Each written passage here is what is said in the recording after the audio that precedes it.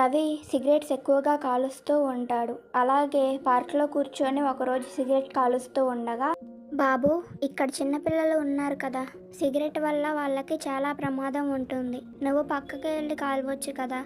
మీకు ఏమైనా ప్రాబ్లం ఉంటే మీరే మీ అబ్బాయిని పక్కకు తీసుకొని వెళ్ళండి, నేను పక్కకి వెళ్ళను. రా బాబు, మనకెందుకు ఇలాంటి వాళ్ళతో. అప్పుడే రవి ఫ్రెండ్ రోహిత్ అక్కడికి వస్తాడు.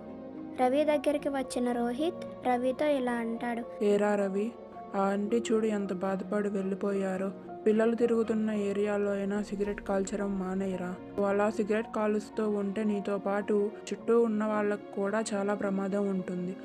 సర్లేరా, నేను ఆపడానికే ట్రై చేస్తున్నా, కానీ నా వల్ల అవ్వట్లేదు. తొందరలోనే మానేస్తానులే, పద మనం ఇంటికి వెళ్దాం. ఇలా మాట్లాడుకొని అక్కడ నుంచి వెళ్ళిపోతారు.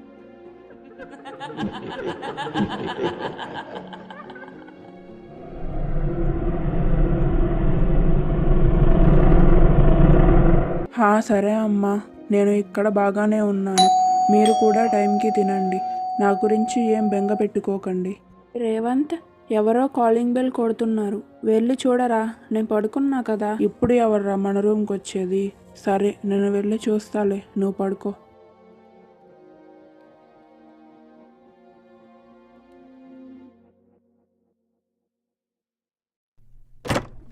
ఎవరు పాప నువ్వు? ఇక్కడికి ఎందుకు వచ్చావు? నీకు ఎవరైనా కావాలా? అవునన్నా, ఇక్కడ ఉండే రవి అన్న కోసం వచ్చాను. ఒకసారి ఉంటే పిలుస్తావా? రవి కోసం వచ్చావా? సరే ఉండు, పిలుస్తాను. రేయ్ రవి, నీ కోసం ఎవరో పాప వచ్చిందిరా, బయటకి రా. నా కోసం ఎవరు వస్తారా? సరే వస్తున్నా, ఆగు అని రవి బయటకు వచ్చి చూసి ఆ పాపను చూసి భయపడి అటు నుంచి అటే బ్యాక్ డోర్ నుంచి బయటకు వెళ్ళిపోతాడు. ఏమైంది వీడికి?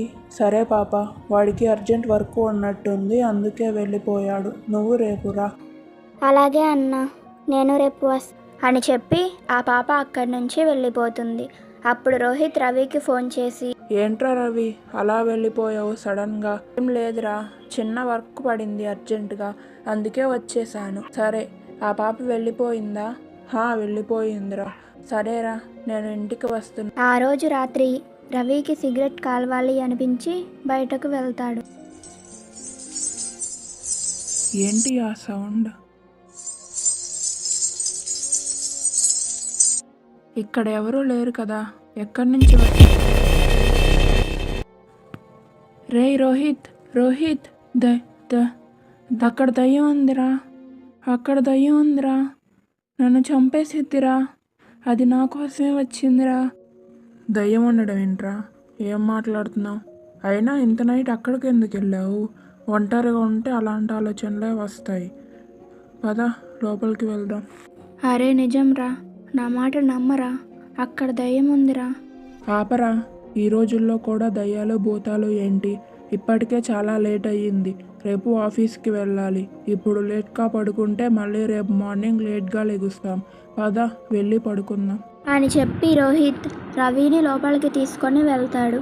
ఆ రోజు నైట్ వాళ్ళు ఏమీ ఆలోచించకుండా ఇంకా నిద్రపోతారు. వాళ్ళు ఆఫీస్ అయిపోయిన తరువాత రూమ్కి వచ్చి చూస్తే మొన్న రూమ్కి వచ్చిన అమ్మాయి మళ్ళీ వచ్చి వాళ్ళ రూమ్లో కూర్చొని ఏడుస్తూ ఉంటుంది.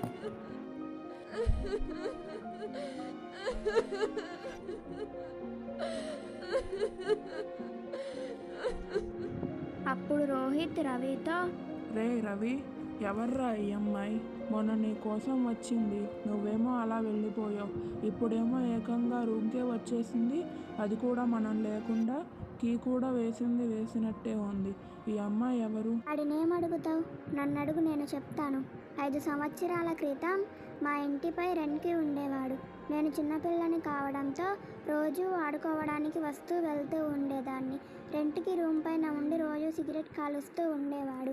దానివల్ల నా హెల్త్ కూడా పాడవుతూ ఉండేది.